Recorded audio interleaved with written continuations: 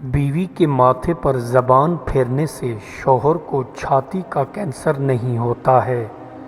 بائیں پاؤں پر گدگدی کرنے سے بھولی باتیں یاد آ جاتی ہیں۔ ناراض بیوی کو منانا ہے تو بیوی کے ہاتھ کا انگوٹھا منہ میں ڈال لو۔ بے شمار طاقت چاہیے تو خالی پیٹ بیوی کے پاس جایا کرو۔ پسند کی عورت کو راضی کرنا ہے تو اس کی بے وجہ تعریف کرتے رہو۔ باسی روٹی کھانے سے زندگی بھر کبھی جگر کا کینسر نہیں ہوتا ہے۔ ناخن بڑھانے سے عقل میں کمی آنا شروع ہو جاتی ہے۔ آدمی بال بڑھا لے تو آدمی بہت جلد بوڑھا ہونے لگتا ہے۔ عورت بال چھوٹے کر لے تو وہ جلد بوڑھی ہونا شروع ہو جاتی ہے۔ عورت کے بالوں سے کھیلنے سے مرد کی عمر میں اضافہ ہو جاتا ہے۔ سرخ نمک چاٹنے سے زندگی بھر دانت خراب نہیں ہوتے ہیں۔ منہ کا ذائقہ خراب ہو جائے تو فوراً سونف کھا لیا کرو، ذائقہ ٹھیک ہو جائے گا۔ کوئی چیز بھول جاؤ تو الٹا لیٹ جاؤ، فوراً وہ چیز یاد آنے لگ جائے گی۔ بدن میں تھکاوٹ اور سستی ہو تو ابلی ہوئی شکرکنڈی کھا لو، سستی بھاگ جائے گی۔ ہاتھ پاؤں سن پڑ جاتے ہیں تو سوتے وقت کچا ٹماٹر کھا لو، سن نہیں ہوں گے۔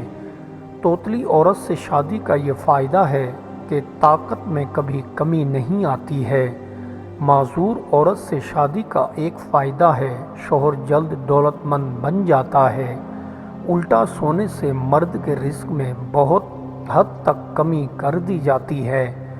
گیلے کتے کو دیکھ لینے سے انسان کے برے دن شروع ہو جاتے ہیں۔ جس گھر میں لال بیگ زیادہ تعداد میں ہوں وہاں برکت نہیں آتی ہے۔ جو عورتیں گھر میں کالے کپڑے پہنتے ہیں وہاں جنات بسیرا کر جاتے ہیں۔ جس عورت کی تنہائی پاک نہیں ہوتی اس پر جنات آ جاتے ہیں۔ جس عورت پر جادو ہوتا ہے اس کی آنکھیں خراب ہونا شروع ہو جاتی ہیں۔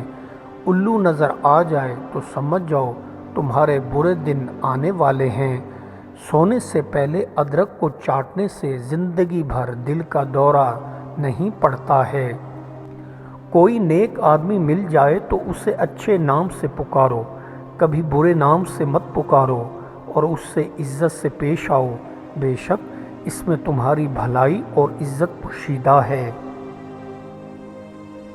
کمینے شخص سے زیادہ میل جول نہ رکھو، اگر تجھے کوئی نعمت میسر ہوگی تو تجھ سے حسد کرے گا، اور اگر کوئی تکلیف پیش آئے گی تو تجھے بے وقوفی سے متہم کرے گا۔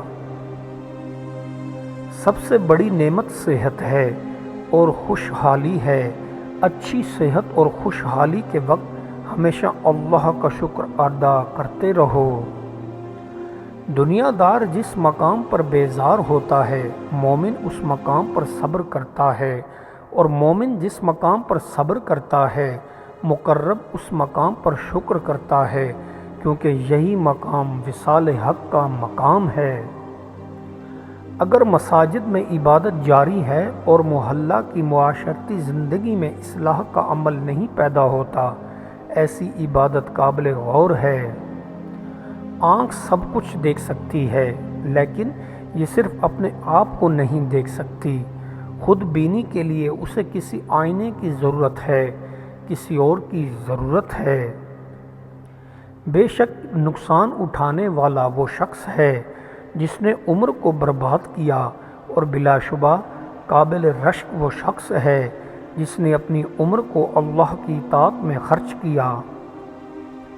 اول عمر میں جو اوقات ضائع کیے ہیں یا نیک اعمال سے ہاتھ دھوئے تو ان کا آخر عمر میں تدارک کر تاکہ انجام بخیر کرو۔ وہ شخص جو اپنے آپ کو اپنے ماحول سے بلند سمجھتا ہے سکون نہیں پائے گا، اور وہ شخص بھی جو اپنے آپ کو ماحول سے نیچا سمجھتا ہے وہ بھی سکون نہیں پائے گا۔ بد آدمی بد عمل نہ کرے تب بھی بد ہے، اور نیک آدمی نیکی نہ کرے تب بھی نیک ہے، کیونکہ نیکی نیت کا نام ہے۔ جہاں خاموشی واجب ہو وہاں بولنا گستاخی ہے، جہاں چلنے کا حکم ہو وہاں ٹھہرنا منع ہے، اور جہاں ٹھہرنے کا حکم آ جائے وہاں چلنا منع ہے۔ خواب میں دو چیزیں نظر آ جائیں تو سمجھو آپ کی شادی ہونے والی ہے۔ چاند اور سورج کو اپنے گھر کے آنگن میں روشن دیکھو تو شادی قریب ہے۔ اگر ایک آدمی آپ کے پاس سے گزرا، اس نے آپ کو دیکھا اور خاموشی سے آپ کی زندگی اور آپ کی حفاظت کے بارے میں دعا کر دی تو اس سے دل کا رابطہ قائم ہو گیا۔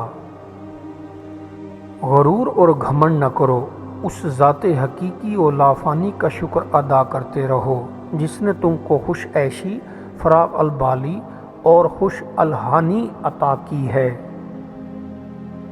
قانون میں سوائے اخراجات کے کوئی بات یقینی نہیں۔ قانون جو ہے پکڑنے کا پنجرا ہے جس میں داخل ہونا آسان ہے لیکن نکلنا آسان نہیں۔ اپنے آپ سے محنت اتنا سنگین گناہ نہیں جتنا سنگین گناہ اپنے آپ سے لاپرواہی کرنا ہے۔ گناہ نیکی کے لباس میں دھوکہ دے سکتا ہے۔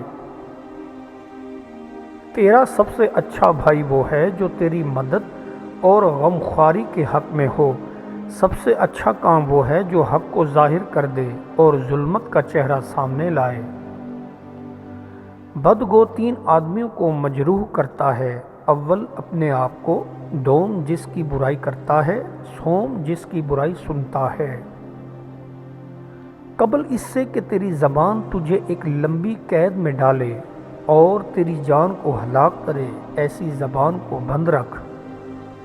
زندگی اعلیٰ و رافع بنانا چاہتے ہو تو چار باتیں اختیار کر لو: نیک گفتاری، نیک کردار، نیک صحبت اور نیک نیت۔ سخاوت و بخشش یہ ہے کہ دوسروں کے عیب جاننے کی کوشش نہ کی جائے۔ انسان کے پاس جتنے امکانات ہیں وہ سب کے سب اس لیے بھی پورے نہیں ہو سکتے کہ زندگی کے اپنے ٹھہرنے کے امکانات کم ہیں۔ جس عورت کا رنگ گورا ہو اس کو حاصل کرنا ہے تو اس کی کمزوری دولت ہے، اس کی جھولی دولت سے بھر دو، وہ آپ کی ہو جائے گی۔ مومن کی خوشی کا چراغ بجھ جائے تو کافر کے گھر میں گھی کے چراغ جلتے ہیں۔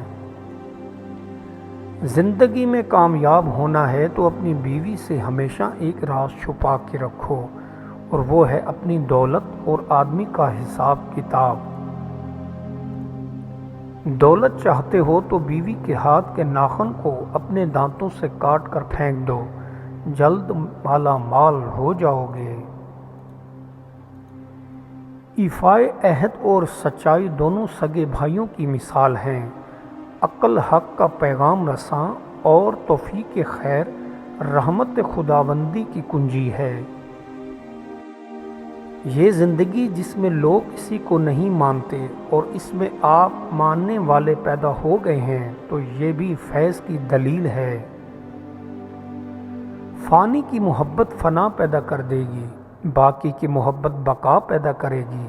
فانی کی محبت سے دل نکال دو تاکہ آپ کو بقا کا راستہ ملے۔ اگر غریبی سکون میں نہیں اور غریبی کے باوجود غریب پر یقین کی دولت نازل نہیں ہوتی تو وہ غریبی عذاب ہے۔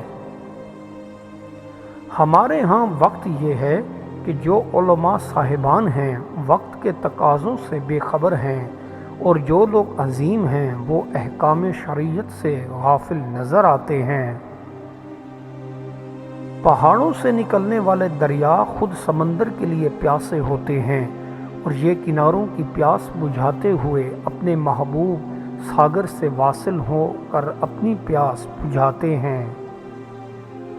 زندگی خود ایک ایسی بیماری ہے جس کا انجام موت ہے، اور مسلمان ایمان یہ ہے کہ نہ وقت سے پہلے موت آنی ہے اور نہ وقت کے بعد زندگی ٹھہرنی ہے۔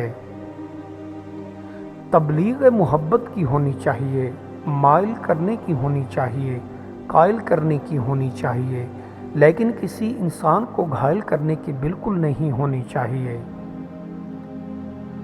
اپنی بیوی اور غلام کو اپنے راز پر واقف نہ کرو، ورنہ وہ تجھے اپنا غلام بنا لیں گے۔